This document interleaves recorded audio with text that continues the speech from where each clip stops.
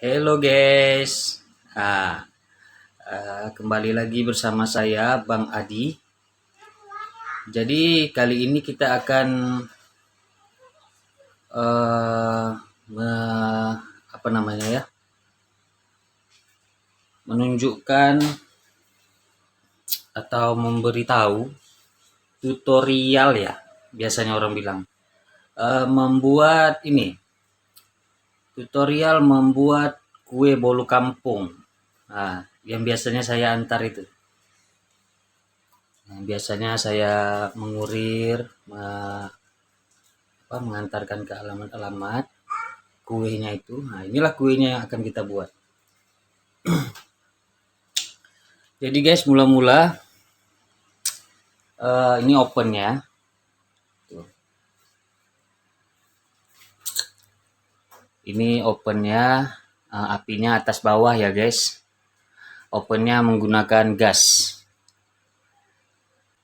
Jadi mula-mula itu kita panaskan dulu beberapa saat agar hawa panasnya cukup. Nah, ini adonannya guys. Besar tempatnya guys, karena ini kita akan membuat 400 biji atau 400 pieces kue bolu kampung guys. Nah, jadi sembari kita menunggu ovennya panasnya cukup, nih tengok saya sampai keringatan nih guys, panas. Apalagi saya membuatnya siang seperti ini kan. Oke guys, kita tunggu dulu ovennya panasnya cukup, baru kita gas.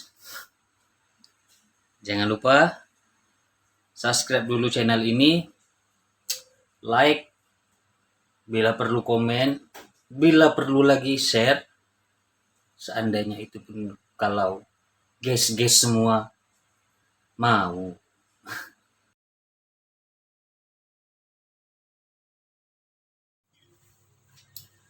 Jadi guys, kalau kita mau bakar itu, kita harus menggunakan sarung tangan guys. Dia sarung tangannya nggak bisa pakai sarung tangan yang khusus untuk manggang kue yang biasa itu seperti kue-kue lainnya, karena itu sarung tangannya besar guys. Kita bergerak tidak leluasa. Jadi saya menggunakan sarung tangan ini guys. Sarung tangan apa sih namanya ini yang kalau dipakai untuk proyek itu. Nah,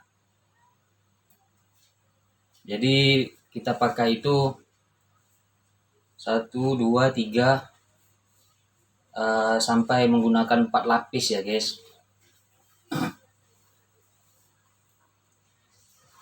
Karena panasnya itu luar biasa. Jadi tidak bisa kita menggunakan 1 atau 2 lapis sarung tangan saja. Jadi harus menggunakan 4 lapis. Agar kita tidak melepuh tangannya guys. Karena cetakannya itu seperti ini guys. Cetakannya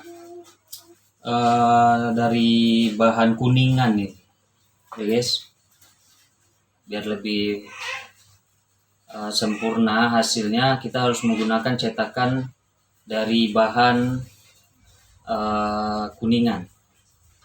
Kalau dulunya tembaga mungkin ya, tapi karena tembaga itu sekarang mahal, jadi dibuat dari kuningan gini guys. Dia ada juga cetakan yang dari seperti aluminium gitu, itu bisa, tapi lebih baik pakai yang seperti ini biar biar lebih cakep gitu hasilnya. Nah, jadi ini kira-kira sudah panasnya sudah cukup. Sekarang kita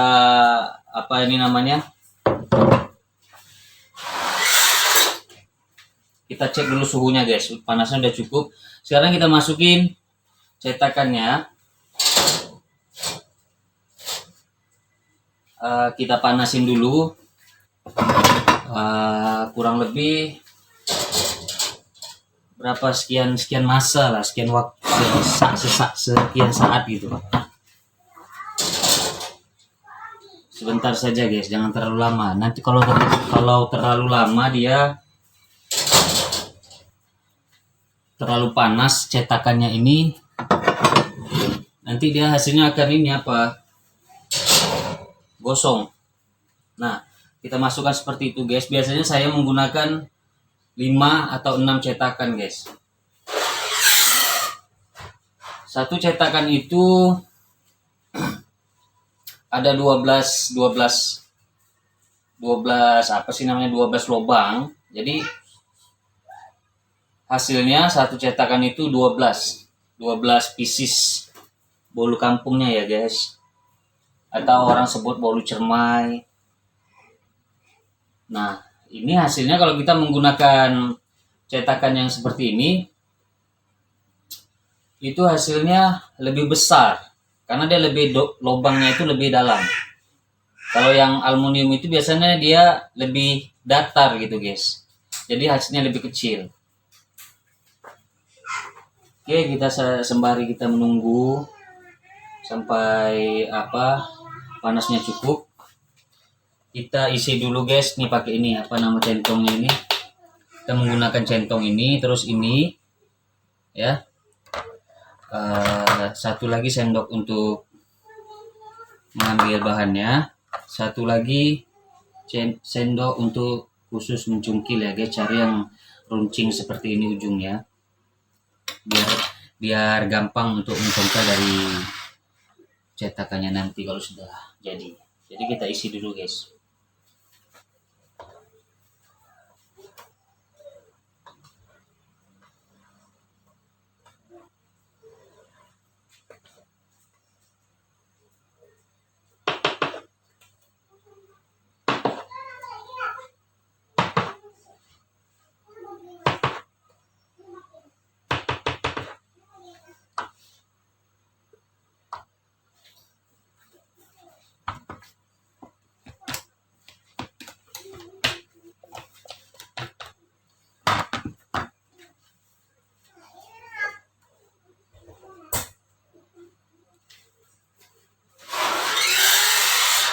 Nah, ini sepertinya sudah cukup guys. Sekarang kita mulai. Oh ya, jangan lupa siapin ini ya guys, siapin ini minyak sayur, agar nanti untuk diolesin di permukaan cetakannya guys, sampai dalamnya ya, lubang-lubangnya juga. Jadi ini sudah cukup panasnya kira-kira. Sekarang kita mulai mengolesi cetakannya tadi guys. Ini seperti ini guys, dengan minyak sayur agar dia tidak lengket guys. Nah, setelah itu baru kita nih bahannya guys. Nah, setelah itu baru kita masukin ke cetakannya. Masukinnya seadanya aja ya guys, jangan terlalu sedikit. Kalau terlalu sedikit nanti hasilnya kecil. Jangan terlalu melimpah. Jadi yang sedang-sedang saja guys.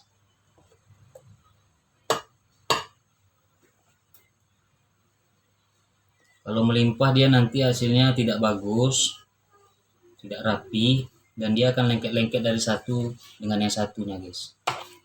Nah, kurang lebih seperti itu.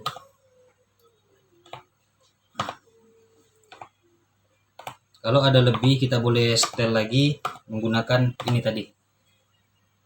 Kita ambil sedikit-sedikit.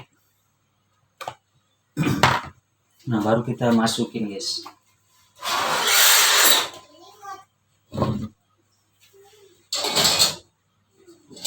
Oke, itu seterusnya ya guys. Seterusnya sampai ke 55 atau ke 66 cetakannya tadi diisi semua. Dan juga setelan api opennya itu jangan terlalu besar, jangan juga terlalu kecil.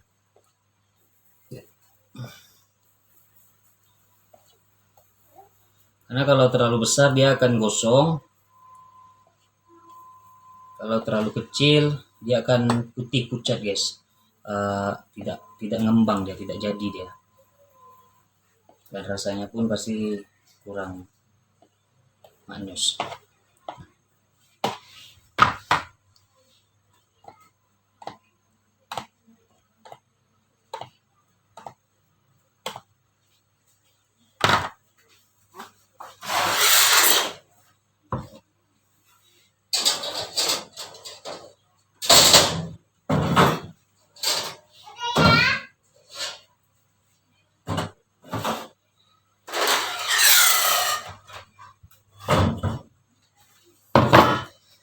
Jadi ini saya lagi membuatkan ini apa? Ini ada pesanan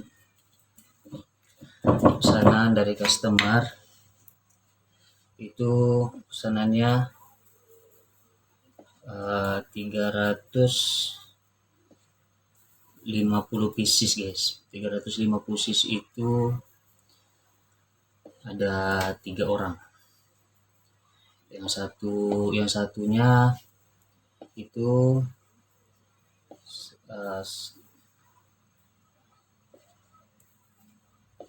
180 pieces. Yang satu lagi ada 60 pieces, 100 pieces.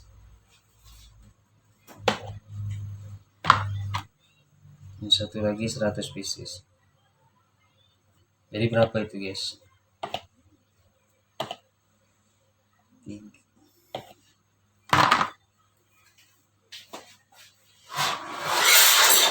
Oh, yang satunya 150 pieces guys. Jadi kita ada dua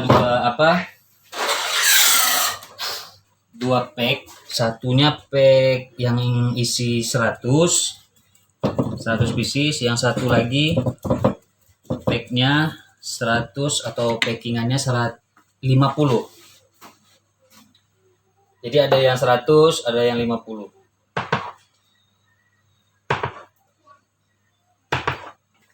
Jadi hari ini tuh ada 3 pack kecil dan 2 pack besar. Ini lagi kita proses buat, nanti sore baru kita antar guys.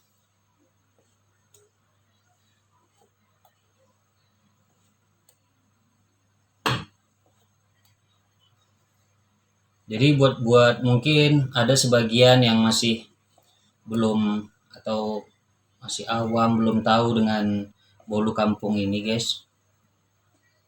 Ini bolu khas Melayu ya guys. Bolu zaman dulu ini guys.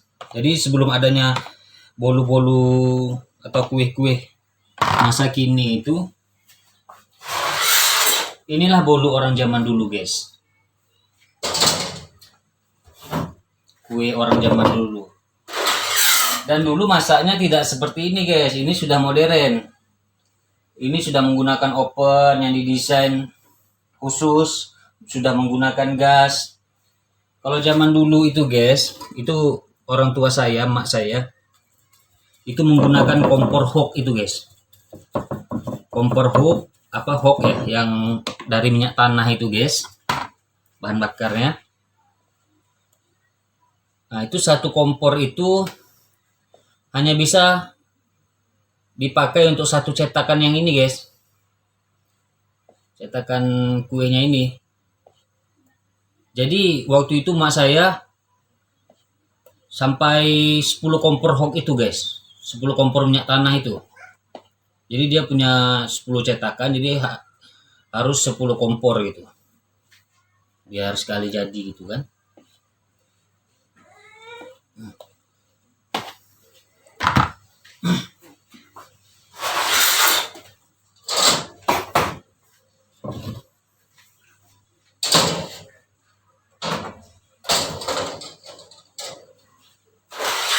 Dan itu pun tidak cukup dengan kompor hok itu aja kalau zaman mak saya dulu guys.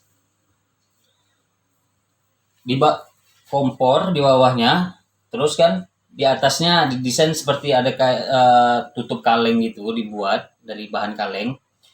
Di atasnya, di atas kompor itu seperti manggang apa gitu. Nah, baru ditaruh cetakannya, dan di atasnya lagi dia dibentuk desain. Kalau yang bawahnya itu ada dindingnya, guys. Dia bulat, ada dindingnya. Seperti macam inilah, kalau ada kaleng cat yang dari kaleng itu dipotong segini besarnya kurang lebih, ditaruh di atas kompor, baru dinyalain kompornya, dan di atasnya itu ada lagi seperti tutup kaleng itu, guys, yang saat ukurannya sama dengan yang di bawah. Jadi untuk taruh di atasnya, dan di atasnya itu dibakar kayu api gitu, guys. Mungkin ada juga yang menggunakan arang, tapi kalau emak saya dulu kayu api dibakar di atasnya itu, di atas kalengan tadi. Nah, begitu susahnya lah, guys, kalau zaman dulu bikin kue ini. Pernah sampai terjadi insiden mak saya dulu, saya masih ingat waktu itu, mungkin saya masih remaja. Jadi waktu itu saya tidak di rumah, biasanya saya di rumah. Bantu-bantu motongin kayunya dulu kan. Waktu itu saya tidak di rumah. Jadi salah satu kompornya itu apinya besar.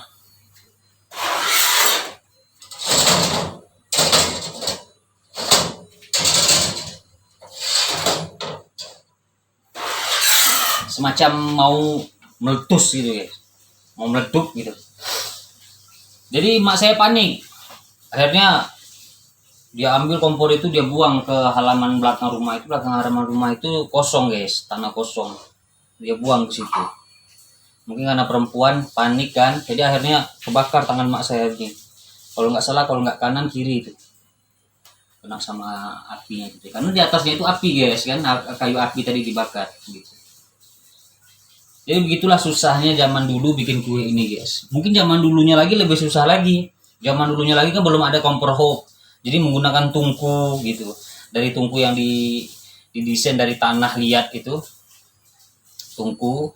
Nah, mungkin di atasnya ya kurang lebih seperti itulah.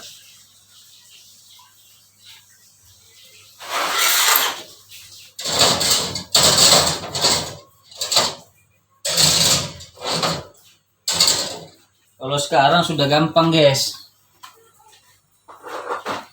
Sekarang sudah lebih gampang karena sudah ada oven,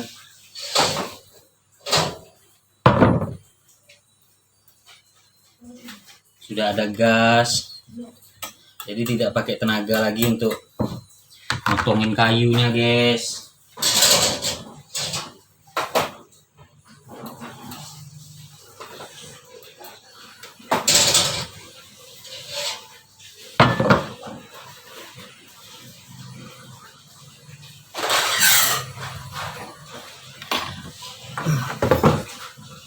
Jadi buat bolu ini memang harus dijaga ya, guys. Harus betul-betul diperhatikan. Jangan sampai dia, kalau kita lalai sedikit saja, itu hangus dia, guys. Jadi memang betul-betul manual gitu, betul-betul dijaga. Kematangannya itu harus kita perhatikan setiap saatnya. Sekali-sekali kita cek.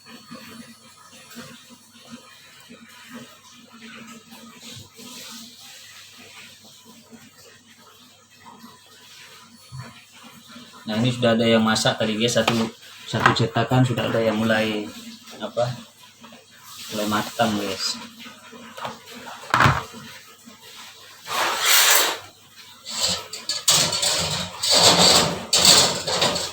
Karena itu, guys, nanti kita tidak bisa mengandalkan taruh terus kita tunggu gitu dia masak, tidak bisa.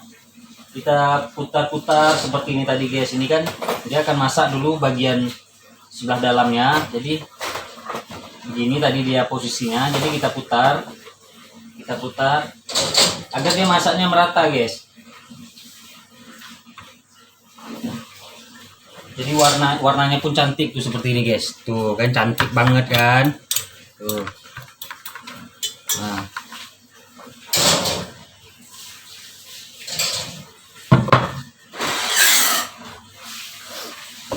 Tuh. Jadi kalau setelan apinya bagus, dia sebentar aja itu, guys. Sebentar aja udah masak dia. Tapi harus benar-benar dijaga. Jadi satu kali masuk itu kalau berapa itu ya? Kalau 12 satu cetakannya kali lah guys. 5 cetakan atau 6 cetakan. Jadi sekali masuk kecetakannya itu hasilnya ya segitulah. Kalau 10 aja satu cetakan tuh, kalau 6 kan 60. Nah, kurang lebih 100-an lah. 100 apa gitu. Malas melawan yang hitung guys.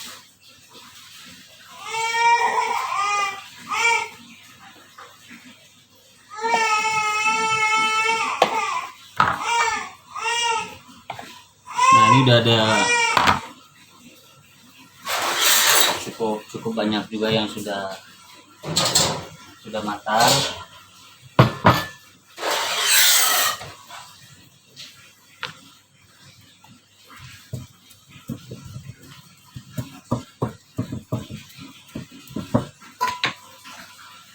Nah inilah hasilnya guys. Nah, ini belakangnya, ini depannya. Jadi seperti inilah hasil semuanya nanti guys. Kurang lebih 400 lebih cetakan kuenya. Jadi sampai sini dulu aja ya guys, karena kalau diikutin terus ini makan waktu 2 jam guys. Gak mungkin 2 jam kita rekam kan guys, nanti bosan pula guys.